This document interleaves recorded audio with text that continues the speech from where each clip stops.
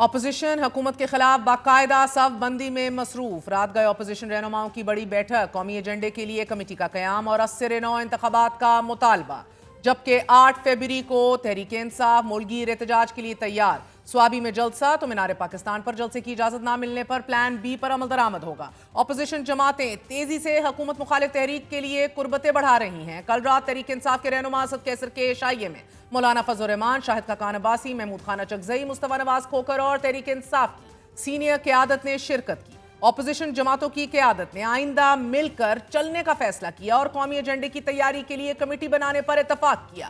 Committee کے سربراہ شاہد خاقان عباسی، جبکہ ممبران میں جے یو ایف اے اور پی ٹی آئی کا ایک نمائندہ اور مصطفیٰ نواز کھوکھر شامل ہوں گے۔ اپوزیشن رہنماؤں نے مطالبہ کرتے ہوئے کہا ہے کہ یہ عوام کی نمائندہ حکومت ہی نہیں، اسے فی الفور مستعفی ہو جانا چاہیے۔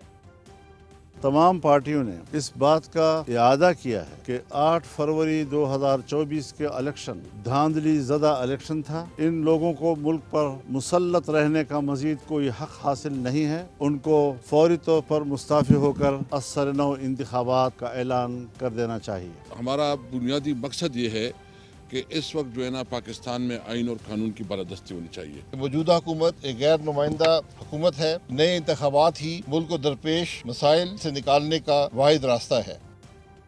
اس موقع پر مولانا فضل الرحمان نے تحریک انصاف کی قیادت کو بھی یہ پیشکش کی کہ پہلے وہ ہمارے ساتھ اپنے معاملات تو حل کر لیں۔ ناظرین، اپوزیشن جماعتیں قومی ایجنڈے پر ایک پلیٹ فارم پر جمع ہو رہی ہیں اور تحریک انصاف 2 دن بعد 8 فروری کو مینڈیٹ چوری کے خلاف احتجاج کرنے جا رہی ہے۔ سوابی میں جلسہ طے ہے، لیکن مینار پاکستان پر جلسے کی فی الوقت اجازت نہیں ملی اور اجازت نہ ملنے کی صورت میں تحریک انصاف لاہور کے اہم مقامات سمیت تحریک انصاف اراکین اسمبلی کے اپنے اپنے حلقوں میں احتجاج کی ہدایات جاری کر چکی ہے۔ یہ احتجاج 8 فروری کو ہوگا، مگر آج بھی پشاور میں عمران خان اور بشرا بی بی کی رہائی کے لیے ریلی نکالی گئی، جبکہ سوابی کے جلسے کے لیے مردان میں ہونے والا تحریک انصاف کا آج کا اجلاس جلسے کی شکل اختیار کر گیا۔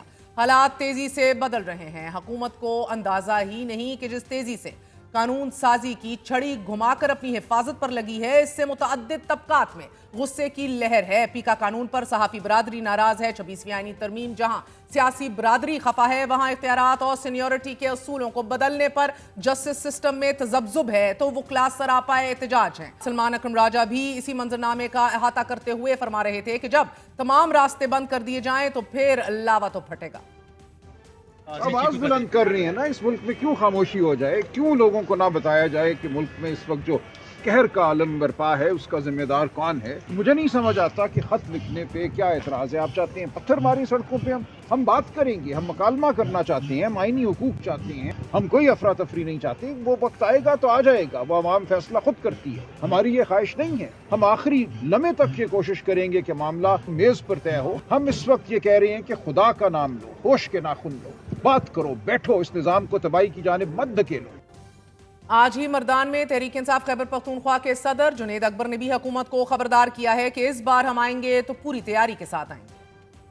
ہم چاہتے ہیں کہ اداروں اور عوام کے درمیان فاصلے کم ہو۔ اپنے رویوں پہ نظر ثانی کرو، اپنے عوام کو اتنے دور نہ لے کے جاؤ، یہ آپ کے لیے اور اس ملک کے لیے اچھا نہیں ہوگا۔ ادارے میرے ہیں، میں اس کو اون کرتا ہوں۔ آپ ہاتھ بڑھائیں، انشاءاللہ تعالی ہم 2 ہاتھ بڑھا لیں گے۔ میں یہ نہیں کہتا کہ ہم سے غلطیاں نہیں ہوئی، ہم سے غلطیاں ہوئی ہی اس لیے ہم بھگت رہے۔ مجھے کوئی شرم نہیں ہے، یہ میرے اپنے ملک کے ادارے ہیں۔ میں پبلکلی کہتا ہوں کہ ہم بیٹھ کے اس کا حل نکالتے ہیں۔ مہربانی کر کے یہ معاملہ ختم کر دیں اور آئے ملک کے لیے اکٹھے بیٹھتے ایک دوسرے کی غلطیاں معاف کر دیتے ہیں۔ میں آپ کو خبردار کرنا چاہتا ہوں کہ اس دفعہ اگر خان نے حکم دیا تو ہم تیاریوں کے ساتھ گویا کھانے آئیں گے، ہم پہلے گویا کھانے نہیں آئیں گے۔ حکومت یہ بھول رہی ہے کہ جس وقت ذوالفقار علی بھٹو مقبولیت کی معراج کو چھو رہے تھے، اس وقت ان کے خلاف اپوزیشن کا غیر فطری اتحاد راتوں رات بن گیا تھا اور اس میں اکثریت چھوٹی جماعتوں کی تھی۔ جب یہ اتحاد بنا تو اسے بھان متی کا کنبہ چوں چوں کا مربع کہہ کر مذاق اڑایا جاتا رہا، مگر یہ اتحاد بھٹو صاحب سے ان کا تخت چھین کر رہا۔ تاریخ ایک سبق ہے اور یہ سبق حکومت کو ازبر ہونا چاہیے۔ اسے پی این اے کی تحریک میں جب بھٹو مخالف اتحاد زور پکڑ گیا تو بھٹو صاحب انہیں مذاکرات کی میز پر لے آئے۔ 5 جولائی 1977 کو حکومت اور اپوزیشن کے درمیان ایک معاہدے پر دستخط کے امکانات تھے، مگر اسی دن جنرل ضیاء الحق نے موقع غنیمت جانا اور ذوالفقار علی بھٹو کی حکومت کا تختہ الٹ گیا اور ملک میں مارشل لاء لگا دیا گیا۔ پھر ضیاء الحق کے خلاف تحریک بحالی جمہوریت کے نام سے اتحاد سامنے آیا اور یہ اتحاد ضیاء الحق کو نظام سے اٹھا کر باہر پھینکنے میں تو ناکام رہا، لیکن ایم آر ڈی نے ضیاء الحق کی راہوں میں مزاحم ہو کر جمہوریت کو شکست فاش سے بچا لیا۔ ناظرین، اسی طرح محترمہ بےنظیر بھٹو کے خلاف اسلامی جمہوری اتحاد تشکیل پایا اور پھر میاں نواز شریف کی حکومت کے خلاف پیپلز پارٹی ڈیموکریٹک الائنس بنا۔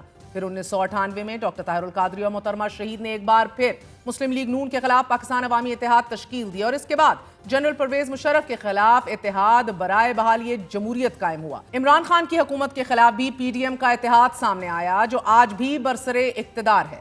ہمارے یہاں سیاسی اتحادوں کی ایک تاریخ ہے، مگر زیادہ تر اتحادوں کو طاقت سیاسی ایوانوں کی بجائے غیر جمہوری کوریڈورز سے ملتی رہی ہے۔ کل بھی اہل سیاست نے ان گہرے گھاؤں سے سبق سیکھا، نہ ہی آج کی سیاسی برادری کچھ سیکھنے کو تیار ہے۔ حیرت بجا ہے کہ جن تکیوں پر کل اہل سیاست کو بھروسہ تھا، آج انہی سہاروں پر حکومت کو بڑا ناز ہے، اور یہ اعتماد اس قدر ہے کہ انہیں خط کا جواب تو کیا، جواباً کوئی رسید بھی آتی دکھائی نہیں دے رہی۔ عمران خان کا یہ خط 2 دن گزرنے کے باوجود ابھی تک چیف عوامی اسٹاف تک نہیں پہنچا اور اب صحافتی ذرائع انکشاف کر رہے ہیں کہ عمران خان نے اسی نوعیت کا خط صدر مملکت اور وزیر اعظم کو بھی لکھنے کے لیے اپنے قریبی ساتھیوں سے مشاورت طلب کی ہے، جبکہ آج ہی عمران خان نے افغان قیادت کے لیے بھی خصوصی پیغام قائم مقام سفیر کو بھیجا۔ مشیر اطلاعات خیبر پختونخوا بیرسٹر سیف نے افغانستان کے قائم مقام سفیر سے ملاقات کی اور انہیں عمران خان کا خیر سگالی کا پیغام پہنچایا۔ عمران خان تواتر کے ساتھ خطوط اور پیغامات کے ذریعے اس نظام میں اپنی موجودگی کا پتہ دے رہے ہیں، لیکن ریاستی مشینری تسلسل کے ساتھ انہیں اس نظام سے باہر دھکیلنے کی کوششیں کر رہی ہے۔ کیا اپوزیشن اتحاد اور مزاحمتی کوششیں اس سسٹم کی سمت بدلنے کی سکت رکھتی ہیں، اور کیا حکومت کو اس اتحاد سے کوئی خطرہ محسوس ہونا چاہیے؟